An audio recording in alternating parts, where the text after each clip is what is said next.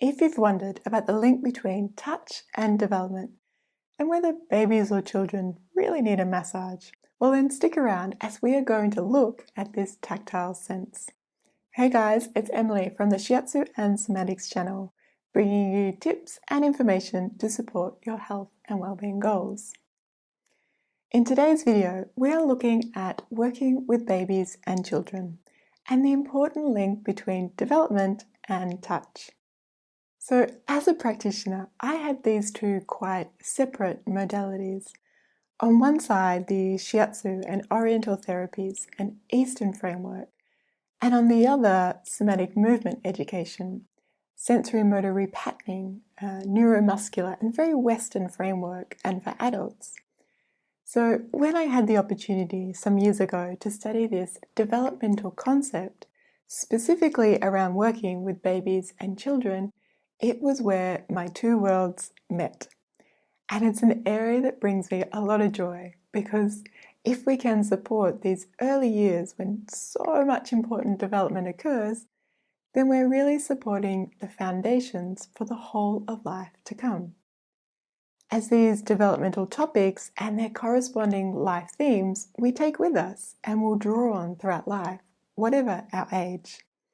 So that when life knocks us around, which it inevitably will, we have the ability to find and return to our center, to become upright and try again, and have the flexibility to turn, adapt in both body and mind. But before we look at what this developmental concept is, let's just come back to touch itself as a tactile sense. So we have 5 senses, and I'm guessing if something happened with your eyes, hearing, smell or taste, you'd be onto it pretty quick. But somehow as adults, we seem to grow out of touch, or place less importance on it. And of course, people do react and interact with touch differently, and that is okay. But to come back to when we are born, of all our senses, at the time, touch is our most developed. It really forms our first language. It's what will give us our understanding of who we are, of our sense of self and the boundaries and borders that make up ourselves. Where do I begin and end? Where do you and the world around me start? As well as being in relation to that. If I cry, will I be held and comforted? Touch is our early bonding and attachment. For a long time, there was that idea of, well, it's a survival of the fittest. But what we know is that it's the survival of the nurtured that is what helps one to thrive. And particularly in that first year of life, or until free walking, so many important sensory motor developmental milestones will, hopefully, occur, each forming building blocks for the next phase to come. And if we can support this, then what a gift for everyone. The child, parents, family, our world. Remembering that children are not little adults. They are developing. They are in development. They are becoming, and we want to try support that healthy development on the way to becoming an adult. I'm still not quite sure what an adult is. So what is this idea of the developmental concept?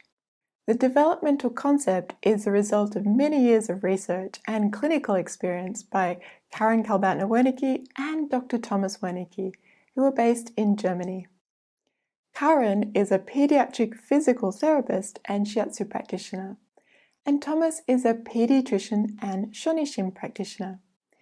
Shonishin is often described as acupuncture without the needles. It's non-insertion and typically used for children. I had the privilege of studying with them both, and what they've developed is a holistic approach that offers quite a unique view of development. It presents a practical model that combines both Eastern and Western knowledge and understanding. We have the two frameworks meeting. A practical East meets West approach to understanding and supporting healthy baby and child development, as well as parents and families. I'll include links to their work and books in the description below for those that are interested in reading more. So what does this look like in a clinic setting? And of course, this can depend on the age of the child or the reasons behind the visit. And maybe the child isn't even born yet. There's a lot of ways we can support both parents and children. Some examples of using Shiatsu or Shonishin. And this is where the practitioner will use Shiatsu or Shonishin in an age-appropriate way on the baby or child, using the understanding and principles, methods, techniques of the developmental concept approach. That may also include parents and caregivers by teaching them handling methods or a touch-based Shiatsu routine to continue supporting healthy development at home. And this is something that can be learned even before the child arrives. And for some, they might wonder, well, why learn handling? I know how to pick up and put down a baby. Of course. But what if there's an optimal way or approach that also supports development and the sensory motor system? Why not maximize what we're already doing a lot of? And actually, we have a course coming up for parents to learn the handling methods and the developmental theory behind.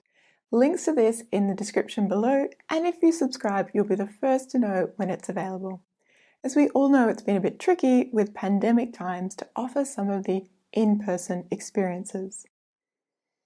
One of these has been the mother and baby Shiatsu group classes, where over a course of weeks, we learn a routine to support the developing front, back, and sides of the body, along with the handling and fostering that quality of bonding and attachment through touch. So as we can see, touch and development go hand in hand. And working with babies and children is pretty special. And what I like about the developmental concept is that it is a holistic and whole-of-life approach.